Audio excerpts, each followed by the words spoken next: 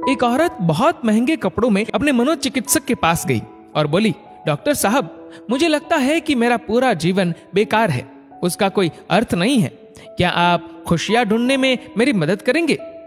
मनोचिकित्सक ने एक बूढ़ी औरत को बुलाया जो वहां साफ सफाई का काम करती थी और उस अमीर औरत से बोला, मैं इनसे आपको ये बताने के लिए कहूंगा कि कैसे इन्होंने अपने जीवन में खुशियां ढूंढी। मैं चाहता हूं कि आप इन्हें ध्यान से सुने। तब उस बूढ़ी औरत ने अपना झाड़ू नीचे रखा, कुर्सी पर बैठ गई और बताने लगी, मेरे पति की मलेरिया से मृत्यु हो गई और उसके 3 महीने बाद ही मेरे बेटे की भी सड़क हादसे में मौत हो गई। मेरे पास कोई नहीं था, मेरे जीवन में कुछ नहीं बचा था।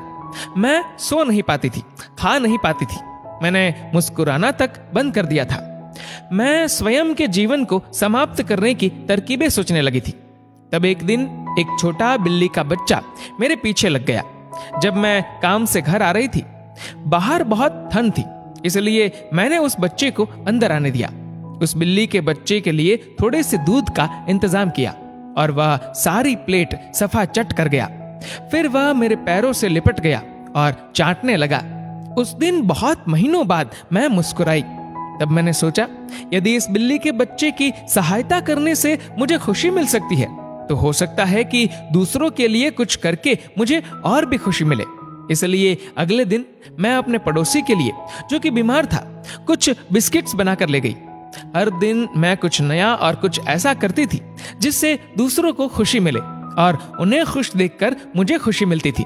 आज मैंने खुशियां ढूंढी है, दूसरों को खुशी देकर। ये सुनकर वह अमीर औरत रोने लगी। उसके पास वह सब था जो वह पैसे से खरीद सकती थी, लेकिन उसने वह चीज खो दी थी जो पैसे से नहीं खरीदी जा सकती। मित्रों, हमारा जीवन इस बात पर निर्भर नहीं करता कि हम कितने खुश हैं, अपितु इस बात पर निर्भर करता है कि हमारी वजह से कितने लोग खुश हैं। चलिए जानते हैं आखिर मुस्कुराहट का महत्व क्या है। अगर आप एक अध्यापक हैं और जब आप मुस्कुराते हुए कक्षा में प्रवेश करेंगे तो देखिएगा सब बच्चों के चेहरों पर मुस्कान छा जाएगी। अगर आप डॉक्टर हैं और मुस्कुराते हुए मरीज का इलाज करेंगे तो मरीज का आत्मविश्वास 2 गुना हो जाएगा।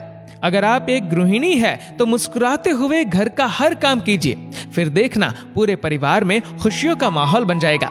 अगर आप घर के मुखिया है तो मुस्कुराते हुए शाम को घर में घुसिए, देखना पूरे परिवार में खुशियों का माहौल बन जाएगा। अगर आप एक बिजनेसमैन है और आप खुश होकर कंपनी में घुसते हैं तो देखना सारे कर्मचारियों के मन का प्रेशर कम हो जाएगा और माहौल खुशनुमा हो जाएगा।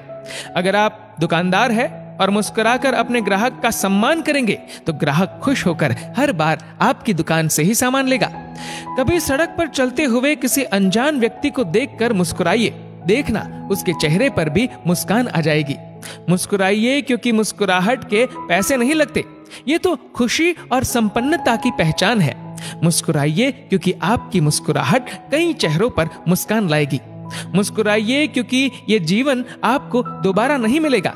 मुस्कुराइए क्योंकि क्रोध में दिया गया आशीर्वाद भी बुरा लगता है और मुस्कुराकर कहे गए बुरे शब्द भी अच्छे लगते हैं।